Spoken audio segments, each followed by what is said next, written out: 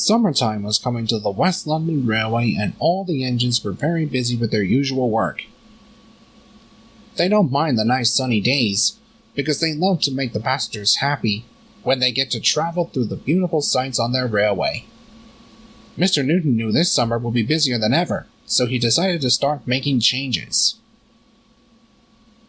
Megan's Express had an extra coach at the back of the train just to fit more people boarding, and the goods trains were even becoming longer.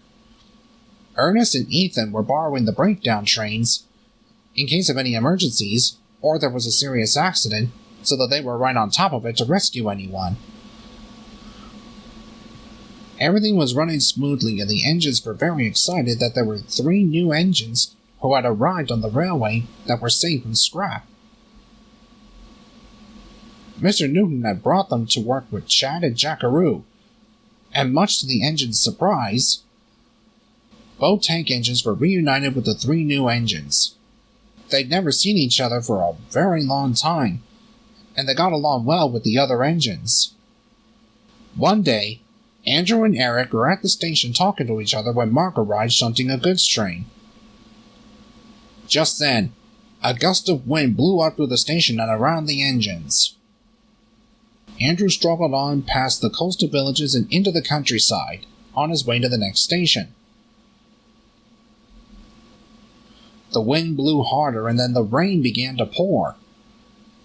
Andrew knew he had battled through winds and rains many times before, but he knew this was a different kind of weather from his old railway, so he pressed on. Andrew pulled into the junction where Johnny was there with a passenger train. He was cross.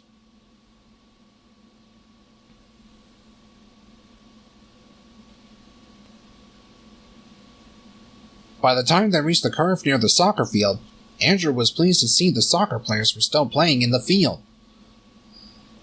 but doubt that they were playing in the weather. Then he was halfway around the curve when suddenly, Andrew soon found out, as he came to the side ahead.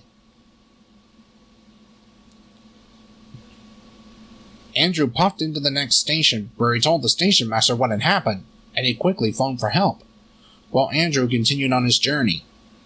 Just then, everywhere he went, Andrew saw there were yards filled with massive destruction, and it took a while for the workmen and the engines to clean up the mess. Andrew saw that Kathy and Jackaroo were trying everything to move the cars and coaches, but they wouldn't budge because the wind blew them off the rails.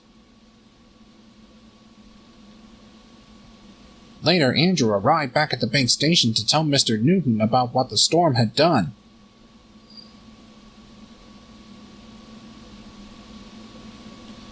Andrew soon arrived with Ethan and the breakdown train, and they were hard at work clearing the wreckage.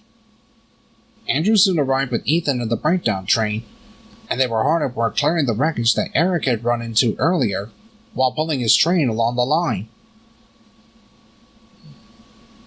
He was in such a state that he had to go to the works to be mended along with Chad, who happened to have needed his brakes mended too. The yard was also cleaned up from the big mess that had happened. 3 days later, the railway was back in place, and Andrew and Mr. Newton were very pleased. The next morning, the railway inspector arrived.